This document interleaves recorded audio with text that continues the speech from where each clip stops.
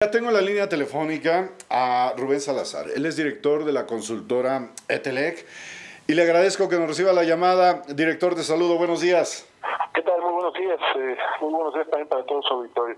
Oiga, hablar de este tema importante que usted ha tocado también en algunas columnas, la violencia política que se está viviendo en México y que está marcando un proceso electoral. Desafortunadamente, otra vez, pareciera que esto es recurrente cada 3 años, cada 6 años, cada 5 años, cada que va a haber elecciones en nuestro país, aparecen escenas como le quitaron la vida a un precandidato, Sí. a una candidata. ¿Qué está pasando en este momento en México en relación a ese punto?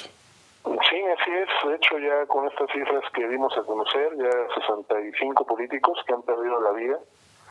De ellos 20 aspirantes, ya sería la segunda elección federal concurrente más violenta desde el año 2000. Estamos superando las cifras de la elección intermedia del 2015. En esa elección tuvimos 61 políticos que perdieron la vida, de ellos eran 6 aspirantes.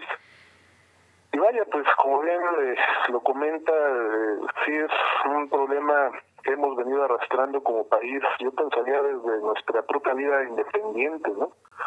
Y que sí se ha marcado de manera ya más particular en estos procesos electorales, conforme avanzan también las alternancias políticas, a partir del año 2000 que pues dejamos a un lado a este régimen de partido hegemónico, pues me parece que la democracia no ha podido todavía solucionar este tipo de diferencias, y ahora añadiendo también este tema del crecimiento de la delincuencia organizada, tanto de narcotráfico como de otro tipo de organizaciones, ¿no?, que han venido influyendo muchísimo en lo que es la designación de muchas de estas candidaturas, que cuando surge algún aspirante que representa una amenaza o un riesgo para estos intereses ilegales, Sí. pues recurren a la intimidación, recurren a la amenaza, a otro tipo de delitos, y cuando esto no les es suficiente, pues lamentablemente también a quitarle la vida, ¿no?, a través de la violencia a muchos de estos aspirantes. Lo hemos visto no solo en procesos federales, yo recordaba también en algunos espacios, por ejemplo, la última vez que asesinan a un candidato a una gubernatura en Tamaulipas, que fue en 2010. Es decir, lamentablemente esta violencia política pues es una cicatriz, ¿no?, que me parece está todavía muy presente, ¿no?, y muy fresca en esta historia pues todavía joven de nuestra democracia, y que pues no terminamos de borrarla, ¿no?, porque además en nuestra historia, en nuestro pasado, pues también hay casos, ¿no?, como el de Luis Donaldo Colosio en 94. Así es. Y viéndonos más atrás, pues todavía hay casos más paradigmáticos, ¿no?, que nos hablan de que realmente la democracia en México pues todavía no logra, ¿no?, consolidarse, sobre todo en el ámbito local, porque es un problema además completamente focalizado en este ámbito, ¿no? De estas 65 víctimas, 87% eran tanto alcaldes, regidores, aspirantes a estos puestos municipales, militantes o dirigentes partidistas de comités directivos municipales, el 87%, lo cual nos habla que algo está ocurriendo ahí, que hay poderes locales que están intentando conservar el poder a través de la violencia y no mediante métodos democráticos, ¿no? Así es, Rubén. Preguntarte, estas ejecuciones, estas más de 60 que tú mencionas, ¿detrás de ellas existe el crimen organizado en su mayoría o qué otro tipo de organizaciones pudieran estar detrás de estas ejecuciones? Pues bien, lo que es la autoría material, en la gran mayoría de los casos sí hay información sobre la participación de comandos armados. A veces estos comandos están integrados entre 2, 3, hasta 5 civiles armados que asesinan desde automóvil, a veces desde motocicleta, a veces a pie, a veces ponen retenes, ¿no?, para detener a los automóviles donde viajan las víctimas y desde ahí asesinarlos. Sí. Respecto a la autoría intelectual, realmente pues la información es muy escasa, ¿no? Todo esto pues realmente le compete aclararlo a las fiscalías.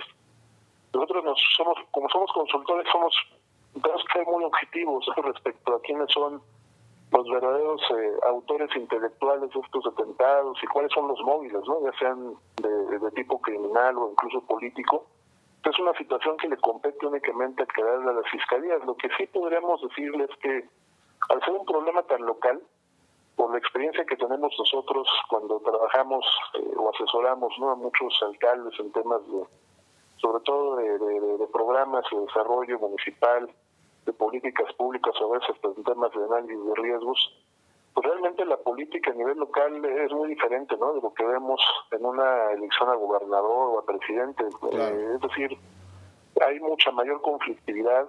A nivel local, pues son realmente familias políticas muy poderosas las que se disputan el poder, que no solo controlan el poder político, controlan el poder económico. Y tras la manera en cómo se derrumba este partido hegemónico hace 20 años, que era el que controlaba realmente, ¿no?, todo lo que se definía, tanto a nivel estatal como municipal en materia política, pues ahora muchos de los alcaldes son los que realmente se han convertido en jefes políticos de sus localidades, han establecido pues también diversos pactos, tanto formales como informales, ¿no?, con otros grupos de poder, con grupos incluso delictivos. Yo recuerdo hace 3 años, cuando empezamos a difundir esta información, el epicentro de la violencia estaba en Puebla, y Puebla Sí. estaba siendo un estado muy castigado, por ejemplo, por la actividad del robo de hidrocarburos. Y habíamos notado que algunos alcaldes incluso habían conformado sus propias bandas dedicadas a este delito. O sea, ya no solo es narcotráfico. Esto es muy importante que la ciudadanía lo comprenda. Cuando hablamos de delincuencia organizada, no solo es narcotráfico. También hablamos de políticos corruptos, hablamos de otro tipo de bandas, ¿no?, como estas que comentaba, dedicadas a otro tipo de negocios ilícitos emergentes. No solo el robo de hidrocarburos, robo de mercancías, y dedicadas ahora a otro tipo de negocios ilícitos, ¿no?, trata de personas, trata de mujeres. Entonces, realmente a nivel local, la manera en cómo operaba el poder hasta antes del año 2000, pues prácticamente ha cambiado. Para que un alcalde pudiera establecer vínculos con determinado grupo de poder o grupo delictivo, pues lo tendría que autorizar el gobernador o a su vez el presidente, ¿no?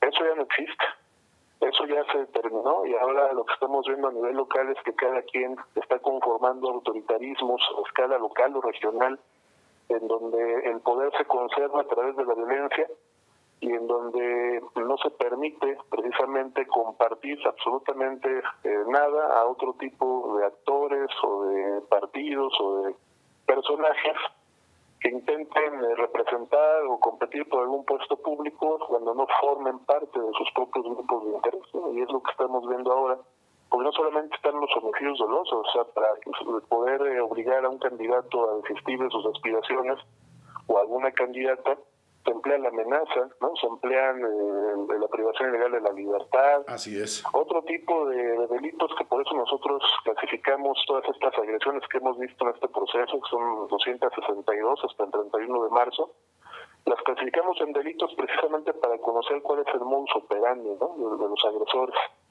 Y actualmente lo que hemos visto es un crecimiento muy importante del número de agresiones, aunque los homicidios han sido menores en relación a hace 3 años, que hay un crecimiento del 26% en el número de estos delitos. Es decir, cada vez más los agresores recurren a todos estos prácticas delictivas, pues de alguna manera para generar un terror psicológico en la víctima, ¿no?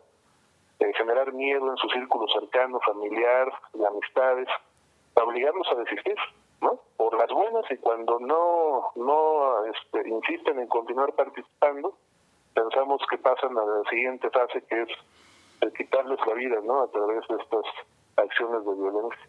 Así es, Rubén Salazar, director, consultora EDELEC, y desafortunadamente pues esto podría continuar, ojalá que no, pero apenas inició el proceso electoral, son al menos 2 meses de campaña y tal vez estaremos dando cuenta más adelante, en serio, no lo deseo, de más ejecuciones de este tipo, violencia política en México. Así es, sí, esperemos que no crezca más. En estos primeros 7 días hay una víctima más, por cierto, en Veracruz, otra vez, un exalcalde, que a su vez su esposa aspiraba a la misma alcaldía en el municipio de Chinameca. Es el único asesinato que se ha suscitado durante estos primeros 7 días del mes de abril. Falta que inicien las campañas, como bien comentas. El 4 de abril comenzaron a nivel de gubernaturas y a nivel federal. Todavía no inician las campañas a las alcaldías y a la mayor parte de los estados. Por ejemplo, Veracruz, que es el estado que concentra el 20% de estas agresiones y homicidios, inicia sus campañas hasta mayo. Ahora hay una gran diferencia, ¿no? Esta elección es más corta que la de hace 3 años. Esta elección estará terminando en junio.